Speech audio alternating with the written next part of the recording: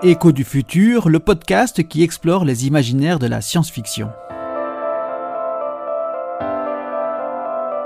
En partenariat avec Monde Numérique et Spaceable, l'observatoire de prospective spatiale du CNES.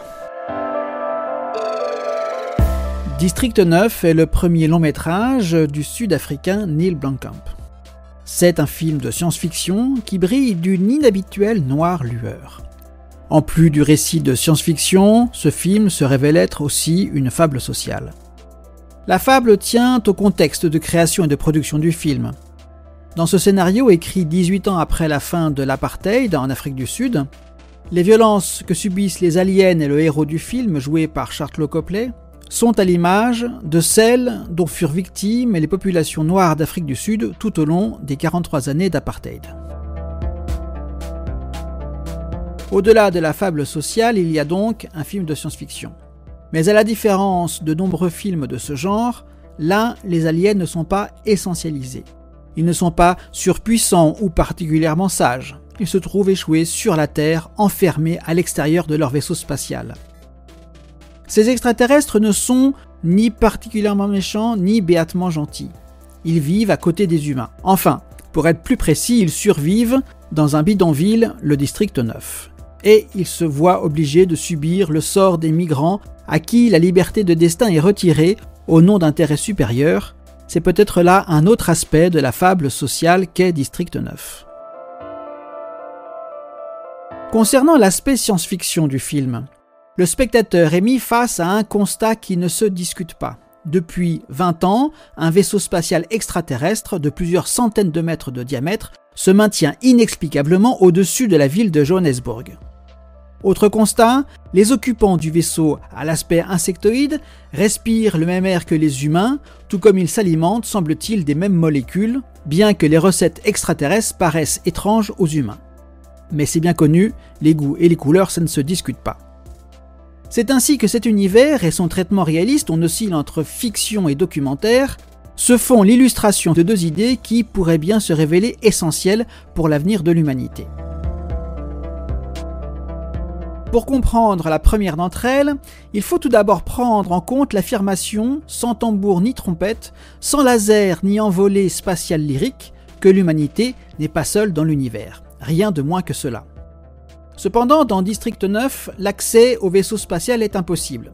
Les humains sont donc incapables de tirer les profits technologiques de cette manne tombée du ciel.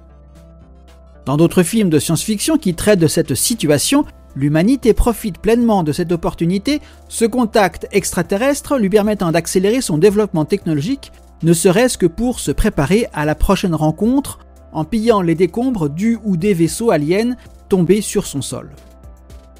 Le meilleur exemple de cette description est la paire de films Independence Day 1996 et Independence Day Résurgence 2016.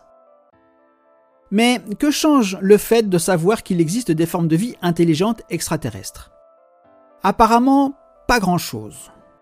Les petits soucis et les grands tracas propres à l'humanité semblent toujours piloter ses comportements, tout comme ses mauvais penchants que sont la cupidité, l'égoïsme et la soif de pouvoir.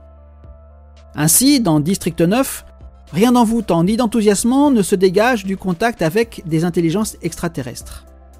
Juste la réalité quotidienne, crue et sale, filmée à la manière d'un reportage d'investigation. Si bien que ce film devient une merveilleuse illustration de la théorie du cygne noir, ce concept philosophique développé par l'essayiste et statisticien Nassim Nicolas Taleb dans un ouvrage paru en 2007, Le cygne noir, la puissance de l'imprévisible. Taleb part de l'histoire d'une évidence couramment admise jusqu'à la fin du XVIIe siècle. Il n'existe que des signes blancs, point barre. Cette affirmation se voulait d'autant plus robuste qu'aux signes blancs étaient associés des symboles de pureté et d'amour, en Occident comme dans de nombreuses cultures et à différentes époques. Cependant, en 1697, des signes noirs sont observés en Australie. Patatras. C'est ainsi que le cygne noir est devenu le symbole de l'événement imprévisible avec un très faible taux de réalisation mais qui néanmoins advient. Dans le cas contemporain d'une humanité qui s'interroge toujours et encore sur sa place dans l'univers, l'éventualité même infime de sa rencontre avec une altérité extraterrestre entre dans le cadre du cygne noir avec les conséquences qu'en décrit Taleb. L'humanité préfère se rendre aveugle face à l'événement imprévisible plutôt que d'embrasser cette émergence et les conséquences qui en découleraient.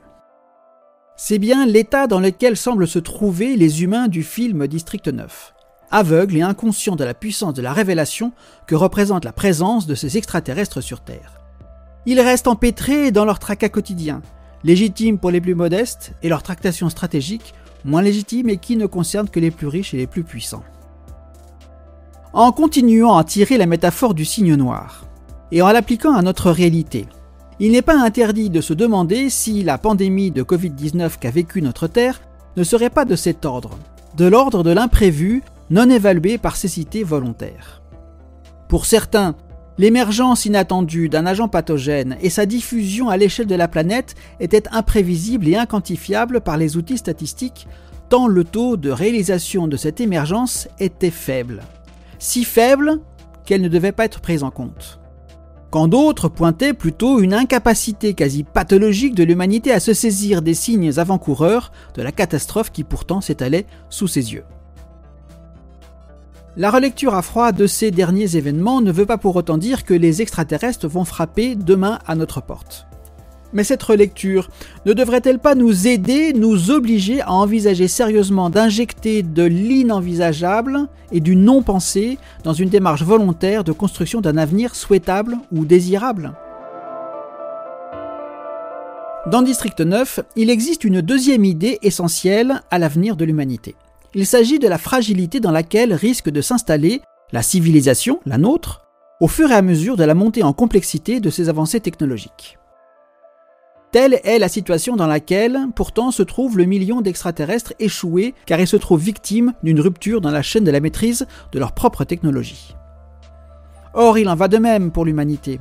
Plus elle avance dans la complexité des technologies qu'elle croit contrôler, plus, comme un géant au pied d'argile, elle peut devenir fragile, faillible, s'il lui arrivait de perdre la maîtrise d'une technologie ancienne, antérieure dans la chaîne de la complexité technologique.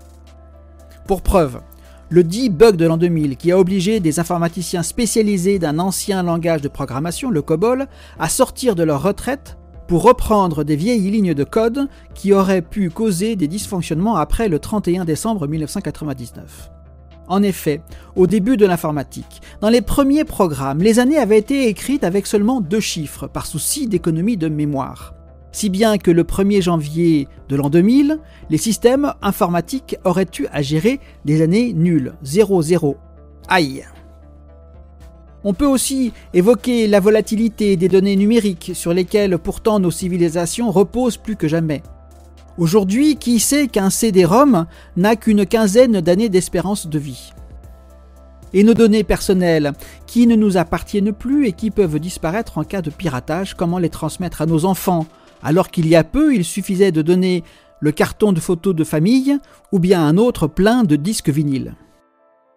Pour répondre à ces questions quasi existentielles, des recherches sont menées pour créer des supports en pierre synthétique dont la durée de vie se compterait en millénaires.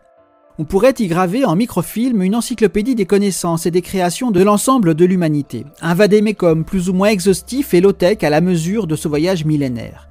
Il ne faudrait qu'une très bonne loupe pour le consulter. Mais alors, pour se préparer à l'éventuelle émergence d'un cygne noir, une quelconque rupture technologique ou un effondrement plus ou moins bien anticipé, ne faudrait-il pas aussi disséminer ces encyclopédies dans différents lieux sur Terre ? On pourrait même en déposer ailleurs, dans le système solaire, sur la Lune ou sur Mars. Tout cela étant fait pour assurer à l'humanité de demain, au-delà des temps historiques, un accès pérenne et durable à l'accumulation des connaissances que furent les 40 ou 50 derniers siècles.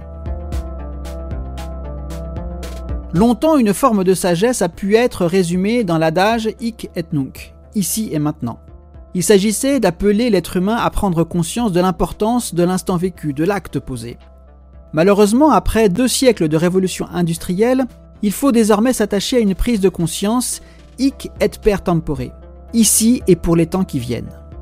Il faut comprendre cet adage dans le sens que la Terre, hic, est l'unique vaisseau spatial dont l'humanité dispose pour son voyage dans l'espace et dans le temps, un temps qui lui appartient aux générations à venir, per tempore.